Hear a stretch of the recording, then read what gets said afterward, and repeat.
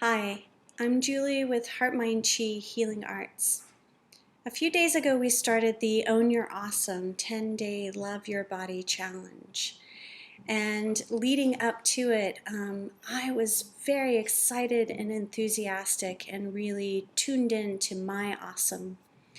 I get excited whenever I get to create and whenever I get to think of new ways to inspire people. And so I feel like my energy burned very hot and very bright, and it attracted a lot of people to the message, which is exciting. I'm really excited that that happened. But I feel like I kind of fizzled out there right as we were getting started. So I wanted to come to you, I wanted to make this video, and I wanted to just come to you and kind of talk to you about what happened in my own process and my journey and the things that I go through as I am challenged in owning my own awesome and as I am creating my own radical self-love process.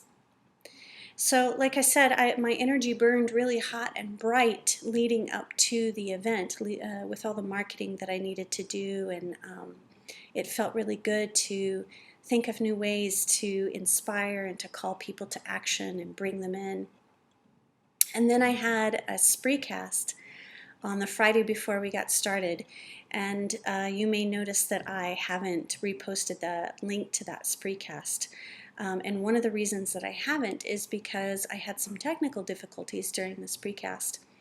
And because of the technical difficulties, I haven't actually gone back to watch it, so I don't really know this to be true. But in my head, the story is because of this technical difficulties, I was distracted, and I don't feel like my message was as clear as I wanted it to be. And then on top of that, the computer ended up, or the recording, I'm sorry, ended up shutting down before I was finished.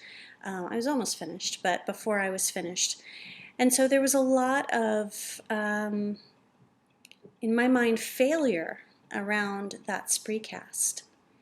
You know, when you live out loud, when you decide to be in front of people and you decide to put yourself out there, it doesn't always go well. Sometimes it goes well and you think it didn't go well, and nobody's going to convince you otherwise. And sometimes it really doesn't go well. And I'd say about 1 out of 10 times it goes the way that I want it to go. So that's a lot of me confronting failure in my mind. What is failure? And it's in that practice that I've really been challenged, because failure is not fun, or feeling failure isn't fun. On my journey with this self-love, a radical self-love practice and owning my awesome, I've begun to work with that feeling of failure, and I don't go so far down into the shame spiral, but I certainly get into a place where I want to hide. And I think that's what happened. I burned hot and I burned bright, and during that sort of campaign, I put my own self-care practice on the back burner, and so I had no foundation. I burned really hot, really bright, like a firework or like a bonfire or a flare, but I didn't have anything underneath to sustain the momentum, to sustain the energy, because I let my self-love practice go by the wayside, my self-care practice go by the wayside.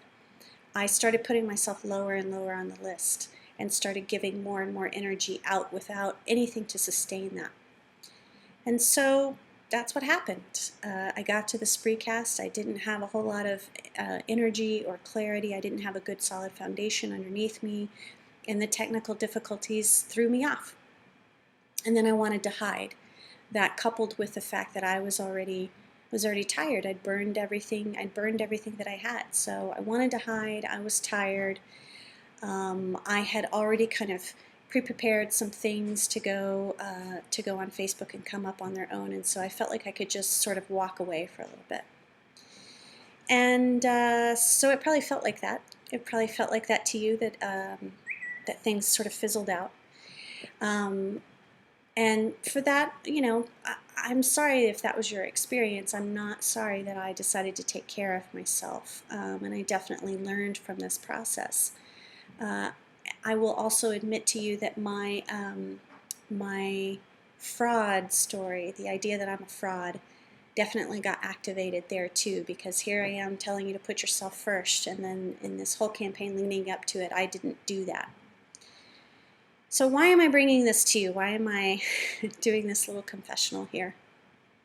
I'm doing it because I believe that authenticity and showing up no matter what, even in the shame, even in the activated stories, even in the low places or the tired places, um, opens up connection for us as a community, as a tribe, and begins to put it out there that this could be okay. This could be awesome too. This part of me, this very different, messy, challenged, sad, angry, fearful part of me, that's awesome too. And so I'm bringing this to you, and I'm at a place now. I mean, I took care of myself. I took care of myself, and I laid low for a little while, and I offered myself some empathy, and that's why I'm able to come and make this video for you. I'm definitely not at the, this isn't my low point, because I want to take care of myself. I don't want to just put myself out there and live out loud in such a way that it compromises my well-being. I want to always take care of myself first. So this is my little offering to you, just to let you know that I'm on this journey too. I'm challenged as well. I'm committed to showing up for myself. And sometimes I get in that space too, where it's hard to love myself and it's hard to be connected to my awesome.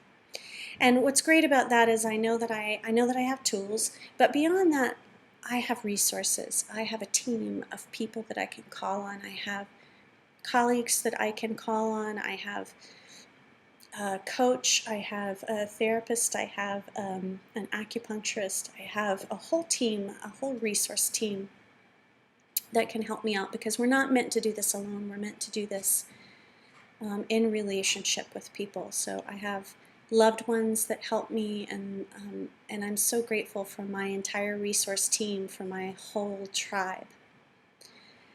Thanks for listening, and I hope that this has helped you own your messy awesome too.